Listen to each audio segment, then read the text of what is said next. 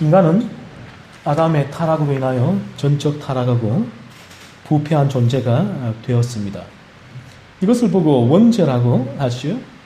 그러나 죄인은 이성과 논리를 앞세워서 원죄를 난센스라고 치부해버립니다.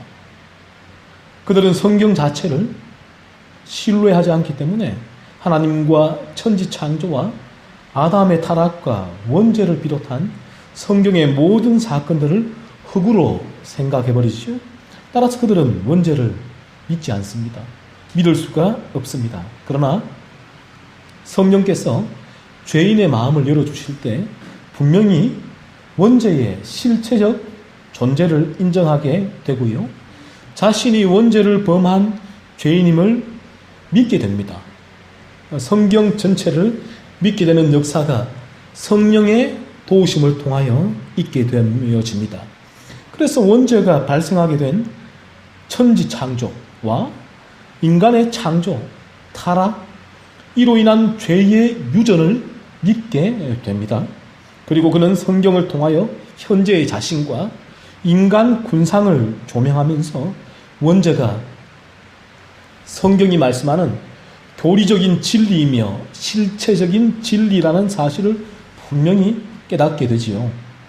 구약 성경은 66권입니다. 인간이라는 존재가 얼마나 원죄에 찌들어 있는 존재인지를 잘 보여주는 책이에요. 죄인은 자신이 원죄를 범한 죄인이다라는 사실을 조롱하고 무시하고 거부합니다. 내가 원죄를 범한 죄인이라고 어림도 없는 소리 하지 마세요. 그렇게 말을 합니다. 하지만 성경은 그와 달리 인간 실체, 본성을 폭로해 줍니다. 모든 인간의 실체가 얼마나 마귀적인지를 보여주면서 그렇다면 마귀적인 인간의 실체가 어디에서 비롯되었는지를 묻고 그 죄의 기원이 아담에게서 비롯되었다는 사실을 우리에게 확인시켜 줍니다. 그러나 틀림없는 사실은 오늘 이 시간도 성령께서 저와 여러분의 마음의 눈을 열어주지 않으신다면 죄인은 이 사실을 믿을 수 없어서 이 진리를 수납할 수가 없습니다. 그리고 모든 인간이 추악한 죄를 범한 죄인이 아니라고 항변하면서 인간이 죄를 범하는 원인이 어디 있는가? 그들은 이렇게 얘기를 하죠. 인간이 죄를 범한 원인은 교육학적 원인이다. 생물학적 원인입니다. 심리학적 원인이다. 환경적인 원인이다.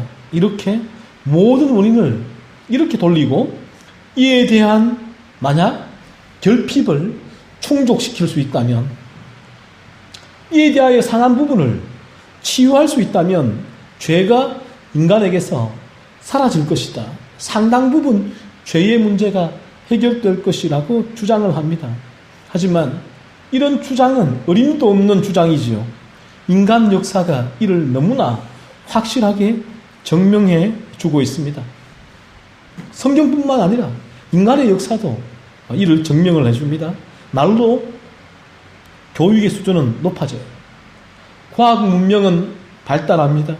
생활 환경은 좋아지고 있어요.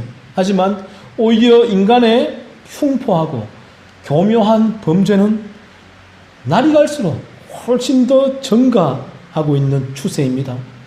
인간의 주장대로 죄를 범하는 원인이 앞서 말한 인간이 주장하는 그러한 요소, 요인, 원인들에 있었다면 지금 인간이 살고 있는 지구는 그런 요인들을 충족하고 제거하고 회복시켜 놓은 상황에 있다면 지금 인간이 살고 있는 지구는 핑크빛 미래가 보장된 지구가 되어야 하지 않을까요? 그러나 인간이 존재하는 모든 지역, 인간이 살고 있는 이 전 세계 모든 지역은 범죄로 몸살을 앓고 있습니다. 이것이 인간이 살아가고 있는 현주소입니다. 저와 여러분이 살아가고 있는 현주소예요. 범죄로 가득한 세상입니다. 성경은 이러한 피폐하고 황폐한 세상의 원인에 대하여 말씀을 해줍니다. 하나님만이 이에 대한 원인과 해결책을 제시해 주실 수 있는 분이십니다. 성경은 인간이 이러한 상태, 죄가 가득한 죄로 물든 세상을 인간이 만들었는데, 이런 상태로 된 것, 인간이 죄로 물든 원인은 원죄 때문이다라고 성경은 말씀하며, 지구상에 존재하는 모든 인간은 우리 주님 한 분, 이 땅에 오신 성육신하신 주님 한 분을 제외하고는 모든 인간은 원죄에 물들어 있고 원죄로 말미암아 죄를 범하는 존재가 되었음을 선명하게 우리에게 보여주고 있습니다. 그래서 우리가 이 구약 성경을 제대로 읽기만 한다면 인간의 원죄가 보입니다. 타락하여 부패한 인간의 모습이 구약 성경에는 너무나 적나라하게 기록되어 있습니다. 원죄의 지배를 받고 있는 인간의 끔찍한 실체와 절망적인 상태를 구약 성경은 우리에게, 인간들에게 계시한 것입니다.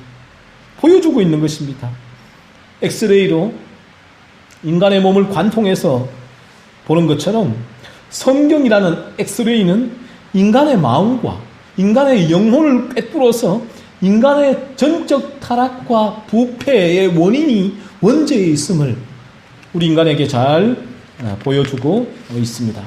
그러므로 저와 같은 설교자는 성경을 통하여 인간이 죄인이다 라는 진리, 복음의 중요한 한 부분을 보여줄 수 있어야 합니다.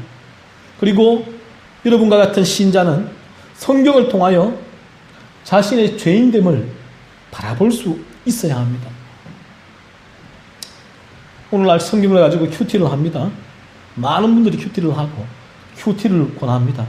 그런데 큐티를 하면서 주로 향하는 방향성이 성경을 가지고 어떻게 살아야 하는가라는 차원에서 거치는 경우가 너무나 많아요. 성경을 그러나 제대로 보기만 하면, 제대로 큐티를 하게 되면 내가 어떠한 존재인가, 내 안에는 성경이 보여주는 추악한 죄가 존재하고 있으며 고로 나는 부패한 존재이며 죄인이다라는 진리를 성경 말씀을 묵상하면서 보게 되고, 날마다 그 말씀에 부닥치게 되는 것입니다. 날마다 그 진리에 부닥치게 될 때에 그것이 그리스도 예수의 십자가의 충만한 은혜를 공급받게 되어지는 문입니다. 복음의 문을 여는 손잡이가 바로 말씀을 통하여 나의 죄인됨의 실체를 깨닫는 것입니다. 자신의 죄악된 실체, 이 자리에 저와 여러분 나와 있지만 내 안에 있는 죄악된 실체를 바라보지 못하면 절대로 진정한 참회, 통회, 애통, 자복은 할 수가 없습니다. 나의 죄악된 실체를 말씀을 통하여 성령에 조명해 주셔서 바라보게 될 때 여기에서 나를 구원해 주신 하나님의 은혜에 감사와 영광을 올리게 되고요. 여기에서 나를 구원해 주시기 위하여 십자가를 지시고 나의 죄를 사해 주신 그리스도의 실체적인 능력을 경험하고 바라보며 날마다 의지하게 되는 것입니다. 이것이 복음의 전 과정이에요. 복음의 전 과정이 날마다 성경을 통하여 인식되고 경험되어야 합니다. 그래서 성경을 읽는 거예요. 그래서 종교개혁자 마틴 루터는 우리는 매일 복음을 들어야 한다. 왜냐하면 매일 복음을 망각하기 때문이다 라고 말을 했습니다. 성경을 묵상할 때에 단지 이 성경을 가지고 내가 어떻게 살아야 하는가 라는 부분에 국한되지 않으며 더욱더 중요한 성경을 통한 적용점은 복음이에요. 복음이 성경을 통하여 나에게 날마다 흘러들어와야 합니다. 복음의 프리즘으로 성경을 읽어야 합니다. 단순히 성경의 스토리를 말하고 스토리에서 인간의 바른 행동과 신앙에 대한 교훈과 권고를 촉구하는 것은 인간의 영혼에 별 유익이 없어요.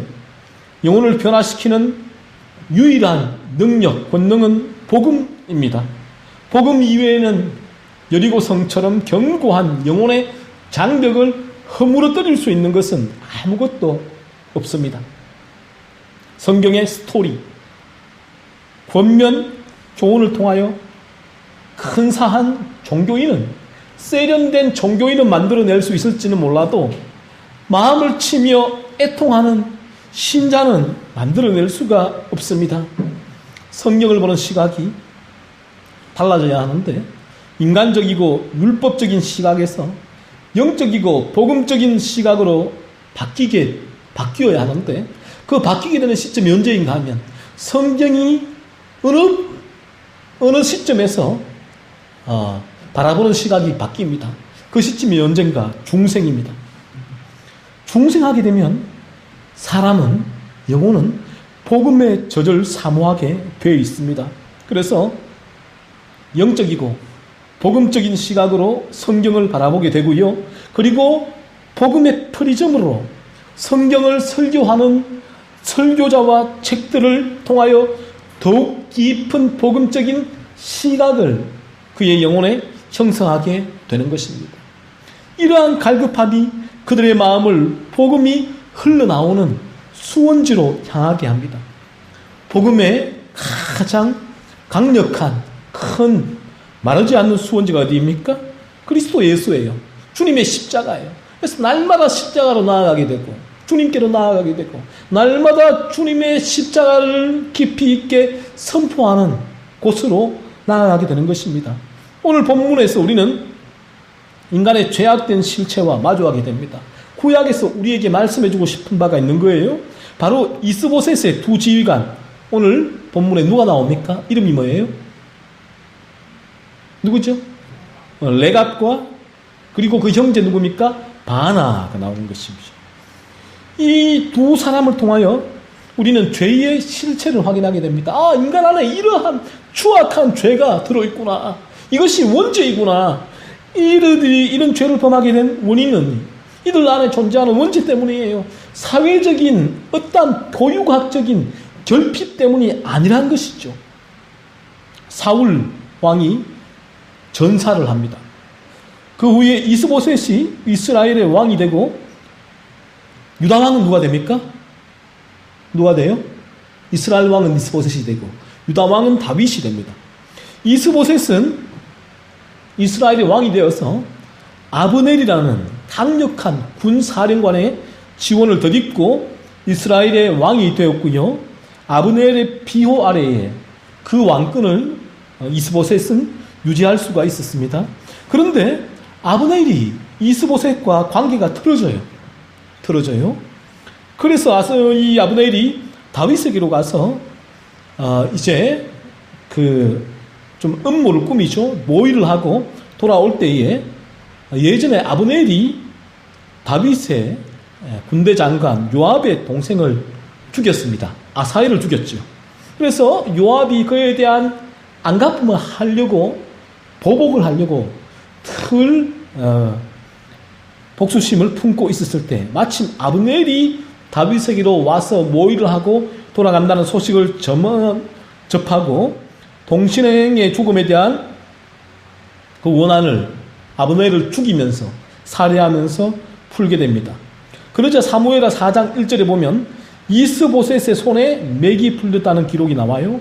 강력한 권력을 소유했던 아브넬의 부재는 이스보셋이 왕권을 유지하는데 악재로 작용할 수밖에 없기 때문에 이스보셋은 손에 맥이 풀려버렸습니다. 아니나 다를까 이러한 찰나 사무엘하 4장 2절에서 이 두 사람이 등장을 합니다. 이스보셋의 군지휘관 레갑과 바나입니다. 이 레갑과 바나는 기회주의자였습니다. 권력을 통하여 이득을 얻을 수 있으면 머리를 조아리지만 반대 상황이라면, 그 권력에서 이득을 취할 수 없다면, 권력을 잃어버린 존재가 있다면 언제든지 그 사람에게서 등을 돌리며 배신을 일삼는 자들이 레갑과 바나였습니다. 이들은 아브넬이 죽자마자 곧바로 계산기를 두드립니다. 그동안 아브넬의 지원으로 권력을 유지했던 허수아비아와 같은 권력자 이스보셋과 그리고 실질적으로 유다의 왕으로서 조만간 이 전 이스라엘의 왕이 될 것이 명확하게 보였던 다윗 중에서 이들은 어디로 붙는 것이 유익한지를 계산했습니다. 이런 기회주의자들은 이런 계산에는 특화되어 있기 때문에 계산기를 두드리면 금방 답이 나오죠. 다윗에게 붙는 것이 훨씬 이득이라는 결론이 나왔습니다. 그러자 레갑과 바나는 이스보셋을 살해할 계획을 세웁니다. 얼마나 잔인합니까? 악합니까? 자기들이 섬겼던 군주예요. 그를 살해할 계획을 세워요. 그냥 이스보셋을 떠나서 다윗에게 가서 투항하고 다윗의 신복이 되겠다고 하면 될 것을 왜 굳이 이스보셋을 살해할 계획을 세웠을까요? 왜 굳이 자기가 섬기던 왕을 죽여서 그리고 그 위에 다윗에게로 갈 계획을 세웠을까요? 죄인의 머리는 이런 쪽으로 기가 막히게 돌아갑니다. 그들이 다윗의 인정을 받아서 다윗의 신복이 되어서 출세하려면 자신들이 보기에 다윗의 정적인 이스보셋을 제거하는 것이 가장 현명한 방법이라고 생각을 했지요. 그래서 이스보셋은 이 레갑과 바나가 자신의 신복이라고 생각했기 때문에 그들이 들어올 때에 무방비 상태로 침상위에 누워 있었습니다. 그런데 갑자기 레갑과 바나는 준비해온 칼로 이스보셋의 배를 찌르고 잔인하게도 참수를 합니다. 그리고 참수한 머리를 가지고 밤새도록 달려서 다윗에게로 갔습니다. 여러분은 이 자랑무도한 레갑과 바나를 통하여 누가 보입니까? 여러분이 보이지 않습니까? 저는 제 자신이 보입니다. 이 레갑과 바나를 통하여 제 자신의 죄의 실체를 보게 됩니다. 레갑과 바나는 모든 죄인의 마음에서 제어되지 않는 기회주의자의 전형적인 모습을 보여줍니다. 이 죄를 제어할 수가 없습니다. 머리로는 no, 아니야 라고 말할 수 있을는지는 몰라도 마음으로는 yes라고 말하면서 그 죄를 실행하게 되지요. 기회주의자에게는 항상 권력과 이익이 맞물려 있습니다. 권력자의 옆에 있어야지 이익이 생기기 때문이에요. 그래서 오늘 권력이 이 사람에게 있으면 그에게 가서 머리를 조아리고 이득을 취하고요. 내일 권력이 그에게서 떠난다면 다른 권력자에게 가서 머리를 조아리고 이득을 취합니다. 그리고 다른 권력자에게 충성을 보이고 신복이 되기 위하여 심지어는 아무런 죄가 없는 자들을 희생하는 잔인함도 스슴지를 않습니다. 그래서 학교에서 또래의 권력자인 친구들의 공동체에서 떨어지지 않기 위하여 친구들이 무죄한 학생을 왕따시키며 괴롭힐 때에 거기에 별 죄의식 없이 동참하게 되는 거예요. 그리고 만약 또 다른 친구가 새로운 권력자가 된다면 그 친구가 이전의 권력자인 친구를 왕따시키라고 하면 또 거기에 동참을 하게 되는 것입니다. 직장을 어떠합니까? 상사가 권력을 잃어버리면 그 전까지는 그 상사에게 그토록 아부하다가 순식간에 돌아서서 등에 비수를 꽂습니다. 그리고 권력이 이양된 다른 상사에게 가서 온갖 아양을 떨면서 권력을 상실한 이전 상사에 대한 음해와 조롱을 하며 자신의 충성도를 보여줍니다. 우리가 다니는 교회는 어떠합니까? 교회의 말씀의 능력이 사라져서 교회가 세소가 될 때 교회는 권력적인 시스템으로 바뀌게 됩니다. 교회의 모든 행정과 인사와 운영이 복음적인 시스템으로 돌아가야 하는데 권력적인 시스템으로 돌아가고 유지가 됩니다. 그러면 심지어 거룩하고 순결한 교회에서마저 세상과 똑같던 파워게임과 줄서기와 암투가 단련하게 되는 것입니다. 교회가 자신의 권력을 확장하고 누리는 기회주의적 공동체가 되는 것이지요. 이것은 비단 몇 사람의 문제가 아니에요. 거듭나지 않은 죄인의 생리적인 현상입니다. 그들은 이렇게 머리가 돌아갈 수밖에 없고 마음이 움직일 수밖에 없습니다. 거듭날 때에만 비로소 여기에서 해방될 수가 있습니다. 이러한 문제를 해결할 수 있고 여기에서 초연해질 수가 있습니다. 죄인은 눈앞의 이익을 위하여 항상 권력자를 찾아다닙니다. 죄인들은 기가 막히게 권력의 실세 앞에서 줄서기를 해요. 그러나 권력이 그에게서 떠나는 순간에 그들은 기가 막히게 다른 권력자를 찾아서 철새처럼 떠나가게 됩니다. 죄인이 모인 공동체에서 그렇지 않은 곳이 어디 있습니까? 한번 여러분 찾아보십시오. 죄인의 공동체에서 이렇지 않은 곳이 어디 있단 말이에요. 이것은 죄 때문에 일어나는 자연스러운 현상입니다. 이러한 세상의 물결을 거슬러 올라가기 위해서는 한 가지 방법밖에 없습니다. 원죄가 제거되어야 합니다. 그렇지 않으면 세상이 다 흘러가는 이러한 물길 가운데 나도 휩쓸려 흘러갈 수밖에 없는 거예요. 내 안에 원죄가 제거될 그때에 내가 세상의 물결을 거슬러 올라갈 수 있는 존재가 되는 것입니다. 그러면 원죄의 사함을 받은 자들은 더 이상 레갑과 바나처럼 기회주의적인 인생을 살아가지 않습니다. 그들이 살아가는 목적은 복음이에요. 그들이 따르는 자는 복음의 본을 보이는 자들일 뿐이지 자신의 이득을 취하기 위하여 권력에 줄을 대어서 아부하고 모함하고 음해하는 일을 하지 않습니다. 이것이 거듭난 신자에게서 볼 수 있는 정의로운 삶입니다. 오히려 거듭난 신자들은 권력을 잃어버려 소외되고 고통받고 있는 자들을 끌어안습니다. 실세를 가진 권력자가 권력을 잃어버려서 고통당하고 있는 자를 무참히 짓밟으라는 부당한 압력을 행사할 때도 그들은 오히려 그를 감싸 안고 위로해주고 도와줍니다. 세상의 물결을 거슬러 올라가는 것입니다. 이것 때문에 비록 실세인 권력자에게 박해받고 밀려나고 괴로움을 받더라도 그렇게 그들은 그런 삶을 사는 것입니다.